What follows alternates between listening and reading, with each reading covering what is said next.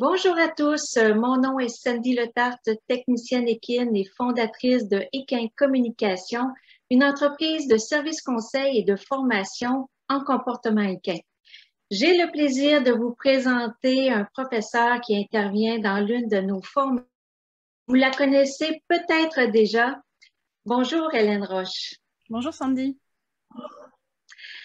Donc, Hélène est éthologiste et, si vous préférez, éthologue, et elle va enseigner des notions d'éthologie équine dans la formation de praticiens en comportement équin niveau 1. On reviendra un peu plus tard concernant les notions qui sont abordées lors de ton cours, mais tout d'abord, est-ce que tu peux nous décrire qu'est-ce que l'éthologie? Oui, bien sûr. Alors, l'éthologie, c'est une discipline scientifique issue de la biologie. C'est l'étude du comportement animal. Alors, pendant un certain temps, on disait l'étude du comportement animal en milieu naturel. Et en fait, ça s'étend maintenant à tous les milieux, puisqu'il y a beaucoup d'animaux qui ne vivent plus en milieu naturel. Et même, on discute de ce que c'est que, est-ce qu'il existe encore ce fameux milieu naturel? Et dans le milieu du cheval, il y a un petit amalgame dans la francophonie entre l'éthologie, qui est cette discipline scientifique enseignée à l'université, et la pratique autour du cheval qui en fait s'appelle en anglais le horsemanship.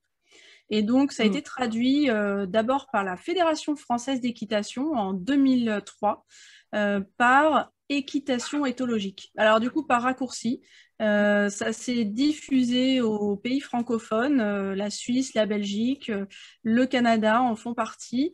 Et par abus de langage, parfois on dit éthologie quand on parle de ces pratiques un petit peu différentes qui ont vu le jour dans les années 2000, qui ont été mises sur le devant de la scène dans les années 2000. Mais moi, ce dont je parle, c'est une discipline scientifique où on parle du comportement, alors pour moi spécifiquement du cheval, mais je ne parle pas donc de horsemanship, c'est deux choses différentes qui, bien heureusement, se rencontrent évidemment des fois, mais en tout cas, je vais parler moi de la discipline scientifique.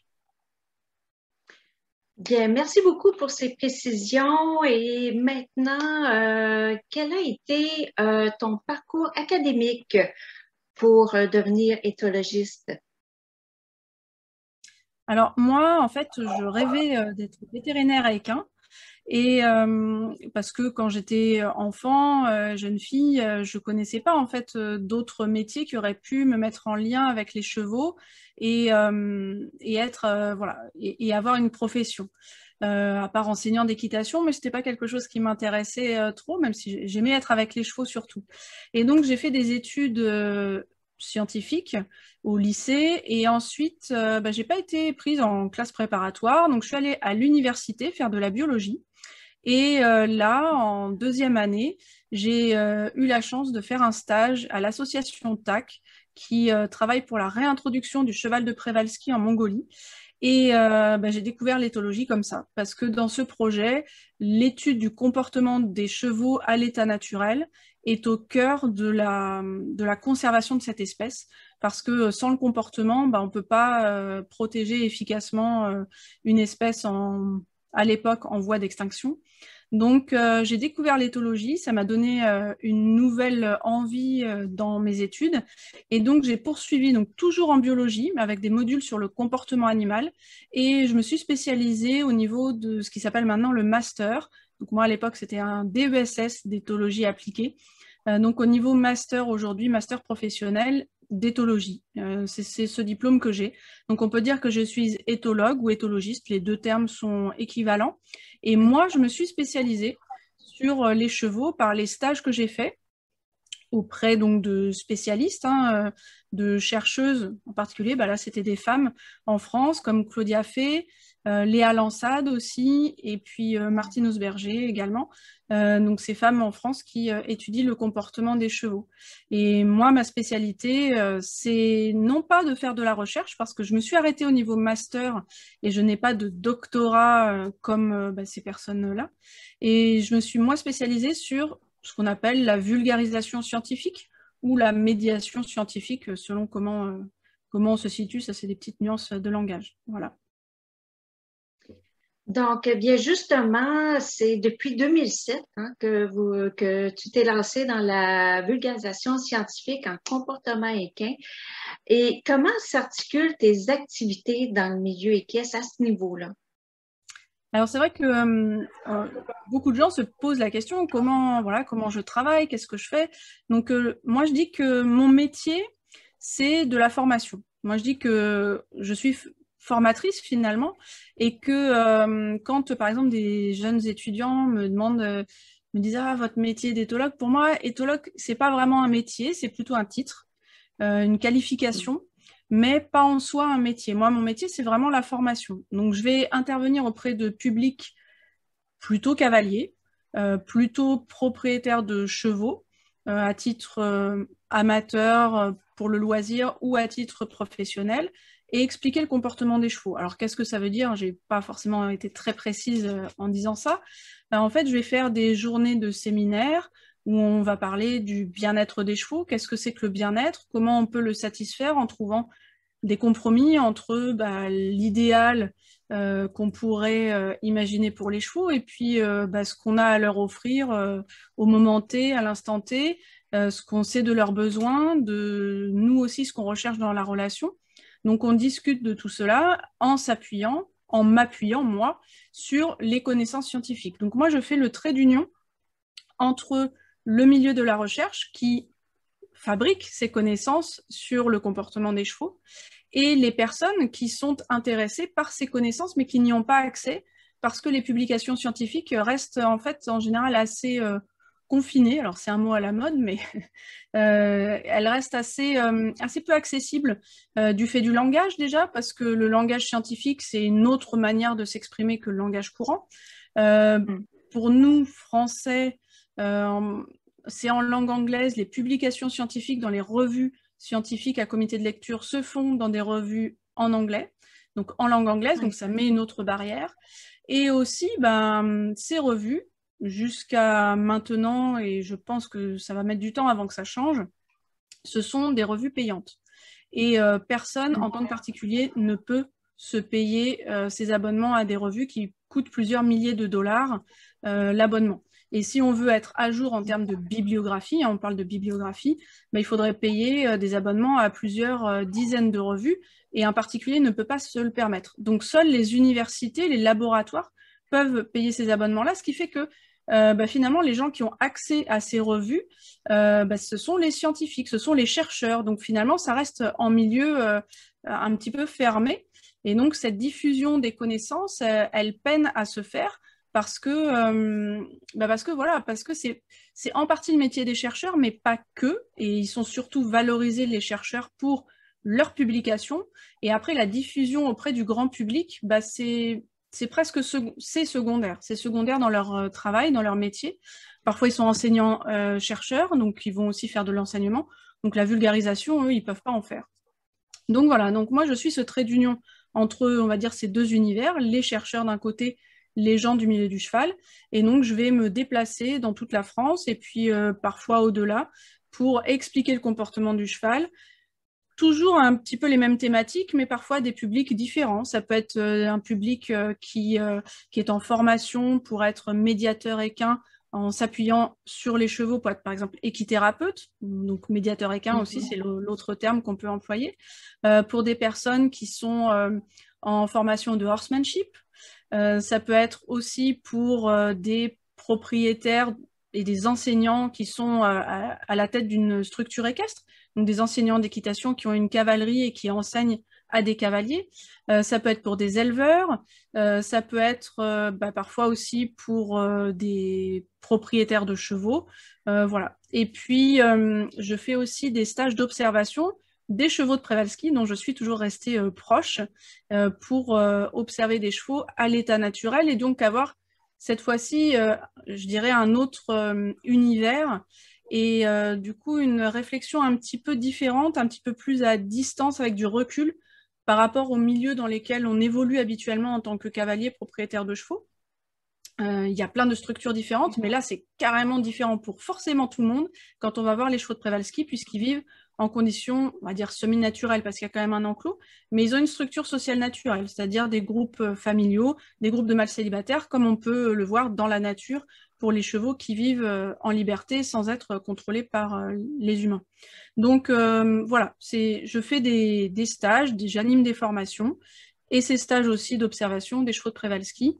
Donc voilà, je me déplace un petit peu partout et puis je diffuse aussi à travers ce que j'écris, puisque je fais aussi un petit peu d'écriture et j'essaye de diffuser aussi les connaissances, on va dire, par un autre média. En fait, c'est toujours un petit peu la même chose, mais sous une autre forme.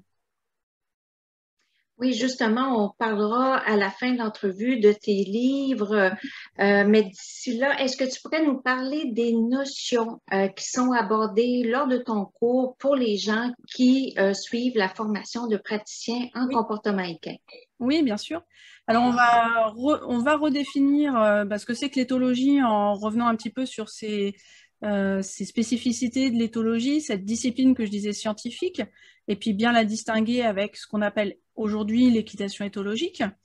On va parler aussi de ce que c'est que l'organisation sociale des chevaux, le comportement à l'état naturel, et puis en quoi il va nous aider, nous éclairer sur le comportement de nos chevaux domestiques qui vivent à nos côtés et qui ne vivent pas dans ces conditions. Mais qu'est-ce que les chevaux à l'état naturel peuvent nous enseigner? Et notamment, quelles sont les répercussions pour le bien-être des chevaux qui sont sous notre responsabilité. Et donc, on parlera aussi de bien-être équin et puis comment on définit ces choses-là, comment on peut évaluer le bien-être qui est très scruté aujourd'hui de par le monde dans nos sociétés. Je pense que ce seront des notions vraiment intéressantes à développer et à discuter. Oui, tout à fait. Et au niveau de la forme aussi, je trouve intéressant la façon dont le cours va se dérouler. Donc, dans une première partie, il va y avoir des notions préenregistrées où vous allez voir Hélène dispenser le cours à l'écran. Et par la suite, il va y avoir une rencontre en direct avec Hélène, bien sûr de façon virtuelle, mais quand même là en direct où vous allez pouvoir poser des questions, échanger avec Hélène. Alors, c'est une chance unique et je suis très heureuse de pouvoir vous offrir ce privilège-là pour ceux qui vont suivre la formation de praticien en comportement équin. Donc, maintenant, j'aimerais qu'on parle de tes livres. Donc, je les ai ici. Je vais montrer la page frontispice de chacun d'eux. Et si tu pourrais nous faire un bref résumé de chacun de tes livres. Et bien sûr, je vais mettre le lien dans le descriptif du vidéo pour pouvoir se procurer tes livres. Donc, le premier ici qui est paru en 2008. Exact. Donc, je te laisse y aller. Donc, ce livre, je l'ai écrit en 2008 et en fait, je savais pas, enfin, plusieurs personnes m'avaient dit, ah, tu devrais écrire un livre sur le comportement des chevaux. Je me disais, mais Michel-Antoine Leblanc, il a déjà tout écrit avec Marie-France Bouissou dans ce livre qui s'appelle Cheval qui es-tu? Et puis en fait, c'était le début de ce qui donc s'est appelé l'équitation éthologique et la Fédération française d'équitation avait défini un programme avec des niveaux, donc les savoirs d'équitation éthologique, et il y avait une partie théorique, comme souvent dans les niveaux de la Fédération française d'équitation. Et donc, il y a quelqu'un qui m'a dit, donc Pierre Olivier, pour ne pas le nommer, qui m'a dit, mais tu sais, en fait, on n'a pas le support théorique, on l'a pas par écrit. On a juste les grands titres, mais il n'y a personne qui l'a vraiment formalisé. Cheval qui es-tu, c'est bien, mais c'est extrêmement dense, c'est très volumineux et ça répond pas tout à fait à la demande parce que il faut que des adolescents, des gens qui connaissent pas du tout, puissent se mettre dedans. Alors du coup, j'ai pris les PowerPoint que je faisais, on va dire en séminaire, en formation habituellement, et je les ai juste traduits en mots écrits. Donc ça m'a pas pris tellement de temps en fait parce que c'était ce que je racontais finalement régulièrement au cours de mes formations. Et donc c'est ce premier livre, Comportements et postures. Alors le titre est pas forcément très très heureux. Moi, j'avais pas d'idée de titre et c'est comme ça qu'il a été nommé par les éditions Belin. Et donc, voilà ce premier livre qui est accessible pour, je pense, à partir de 8-10 ans, les enfants peuvent le lire. Les adultes y trouvent un contenu synthétique et je parle du monde sensoriel, de la répartition des activités des chevaux, du comportement social, de l'apprentissage, du tempérament, des conditions de vie domestiques et donc du bien-être aussi. Donc tout ça, c'est la communication chez les chevaux. Tout ça, c'est assez condensé avec beaucoup d'illustrations. Il y a toujours un résumé à la fin. Et donc, il y a même un petit quiz aussi pour tester ses connaissances à la toute fin, un petit peu, et toujours de la bibliographie. Ça, c'est un peu ma marque de fabrique, c'est que je tiens à ce qu'il y ait toujours des références pour dire que c'est pas Hélène Roche qui raconte, mais oui, c'est moi qui raconte, mais je m'appuie sur des publications scientifiques. Donc voilà, donc ce livre, il est très facile d'accès d'après tout le monde, et du coup, il sert beaucoup dans le horsemanship, parce que les personnes qui enseignent en horsemanship le recommandent pour passer les niveaux. Alors maintenant, il n'est plus chez Belin, puisque l'éditeur Belin a vendu sa collection Équitation à un autre éditeur qui s'appelle Vigo. Donc vous pourrez trouver ce livre désormais chez Vigo. Donc je vous montre aussi la couverture. C'est toujours le même titre, la même photo, mais simplement c'est un autre éditeur. Donc si jamais vous faisiez une recherche sur Internet de ce livre et que vous voyez des prix extravagants, c'est parce que dans l'édition, évidemment, il est épuisé chez Belin, puisqu'il n'est plus édité chez Belin. Par contre, il existe chez Vigo. Voilà. Bon, très bien. Et le prochain, qui est paru en 2013, Motiver son cheval, clicker, training et récompense. Je vais tenter de mettre le reflet, c'est pas évident. Alors celui-ci, je l'ai écrit parce que j'ai pris conscience, grâce en particulier à Martine Osberger et sa collègue Marie-Annick Richard, qui est décédée aujourd'hui, que dans le travail avec les chevaux, on utilisait très peu le renforcement positif. Et donc, par je dirais leur intermédiaire, je me suis intéressée au renforcement positif avec les chevaux.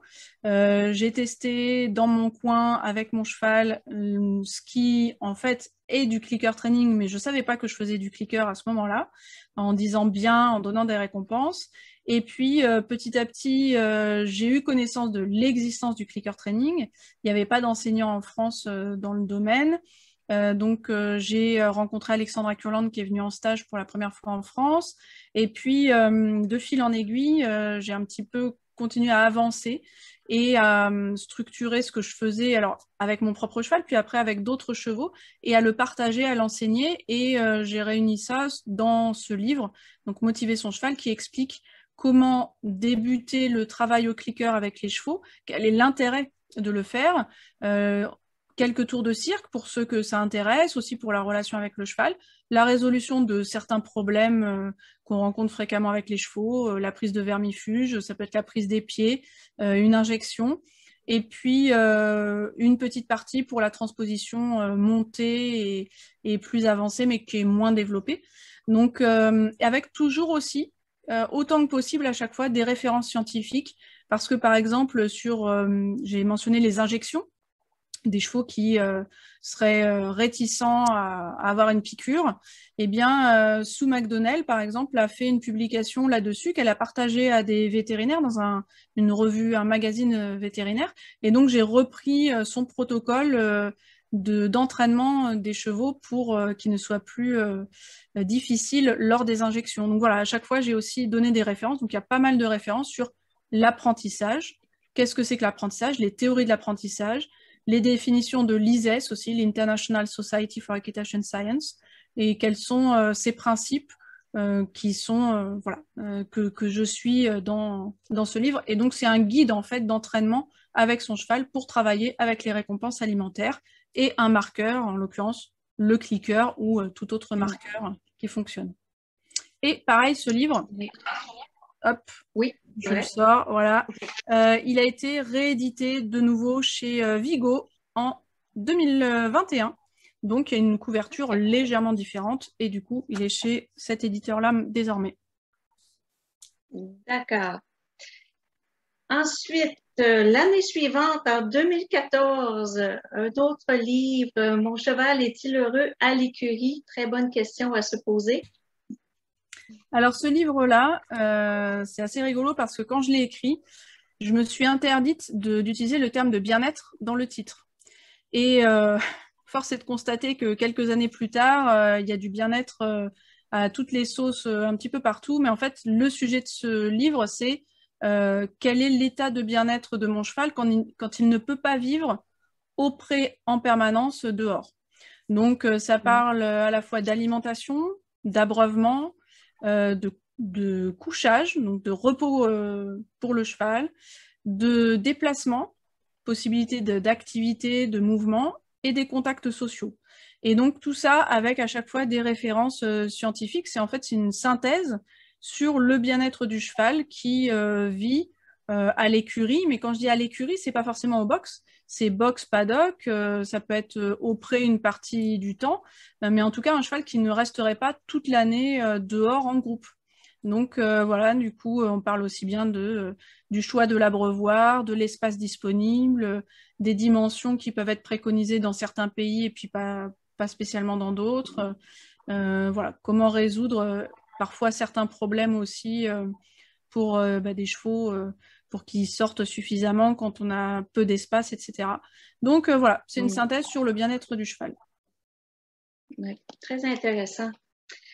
Ensuite, on se retrouve en 2018 pour ce livre Les chevaux nous parlent si on les écoute, qui est lauréat du prix Pégase en 2018. Donc, félicitations pour ce prix. Merci. Donc, et en quoi consiste ce livre? Alors celui-là, il est un petit peu atypique par rapport à tous les autres, même par rapport au suivant. C'est un livre où il n'y a aucune illustration, donc ça c'est une particularité, à part la couverture humoristique. Et donc dans ce livre, je raconte l'histoire de mon cheval et moi, donc mon cheval qui s'appelle Caco d'Espagnac, qui est mon premier cheval. Et donc ça fait, à ce moment-là dans le livre, ça faisait 15 ans qu'on cheminait ensemble. Et en fait, je raconte nos débuts, les difficultés aussi en tant que propriétaire dans la relation, les petits échecs qu'on va rencontrer ou les plus gros échecs. Et puis, en fait, l'œil que j'ai eu en tant que propriétaire, mais aussi finalement en tant que scientifique, j'ai pas pu m'empêcher de l'observer. Et ça m'a permis de tirer quelques conclusion, je dirais, ça replace aussi les anecdotes du quotidien dans un contexte plus vaste de connaissance du comportement du cheval sur le plan scientifique. Et donc, qui est Caco? Comment je peux parler de lui, de sa personnalité au fil des ans? Donc, au début, on se dit, tiens, il se passe ça, c'est peut-être juste comme ça. Puis après, au fil des répétitions, on se dit, ah oui, ça c'est vraiment un trait de sa personnalité parce que les autres chevaux ne sont pas comme lui. Et donc, je raconte notre cheminement à la fois en tant que parfois mon cobaye aussi, puisque par exemple le travail au clicker, je l'ai amorcé avec lui. Voilà, il y a des petites anecdotes qui sont drôles. Je pense que voilà, il y a pas mal de gens qui m'ont dit qu'en le lisant, ils avaient souri, ils avaient trouvé ça assez amusant aussi, des moments plus émouvants également. Donc voilà, ça raconte, en fait, ça parle de science, mais sans en avoir l'air, puisque ça raconte une histoire, celle de mon cheval et moi. Oui, très intéressant aussi. Et le dernier, 2020, jusqu'à maintenant, il va Oui. probablement, peut-être en avoir d'autres, on l'espère. Donc, apprendre à observer les chevaux dans les pas des scientifiques. Ouais, alors celui-ci, il est un petit peu le prolongement du premier, Comportements et postures, puisque dans ce livre, en fait, je fais des fiches thématiques qui expliquent comment on peut soi-même à la maison se mettre donc dans la peau d'un scientifique et observer son cheval ou ses chevaux ou son poney ou même quand on est cavalier et qu'on n'est pas propriétaire d'un cheval et qu'il y a des chevaux à côté ou dans une écurie où on peut aller, on n'a pas besoin d'être propriétaire d'un cheval pour mettre en œuvre ces observations-là. Et comment on fait pour réaliser des observations? Donc, il y a à chaque fois une thématique, par exemple, quel est l'emploi du temps de mon cheval? Et on va voir quels sont les comportements à observer, comment les observer. Par exemple, un top toutes les 2 minutes, on va noter. Il y a un modèle de fiche pour prendre ses notes. Donc, comment est-ce qu'on organise ces notes? Et puis après, qu'est-ce qu'on en fait de ces notes? Donc, comment on les interprète? Quels sont les résultats? Et comment on va pouvoir les mettre en lumière et les faire parler? Et puis, il y a une dernière partie qui est et les scientifiques, eux, avec ce type de protocole, qu'est-ce qu'ils ont trouvé? Donc, il y a pour chacune des fiches tout le même, je dirais, la même déclinaison avec à chaque fois des références scientifiques et ce sont des protocoles, alors évidemment un petit peu adaptés parce qu'on ne va pas passer 3 mois, 4 heures par jour à observer par exemple, mais du coup c'est adapté pour faire des activités soi-même, pour mieux connaître son cheval, pour aussi évaluer son état de bien-être, puisqu'il y a plusieurs fiches qui ont trait à cette thématique-là. Ça peut être aussi pour animer une séance avec d'autres personnes, si par exemple on est enseignant. Et puis voilà, c'est aussi passer du temps auprès de son cheval pour bien le connaître. Absolument. Bon, bien, on a fait le tour de tes livres jusqu'à maintenant. C'est ce qui termine l'entrevue. Donc, merci beaucoup, Hélène, pour cette entrevue. C'est très apprécié. J'invite les gens à te découvrir ou te redécouvrir. Je vais mettre le lien de ton site Internet dans le descriptif du vidéo.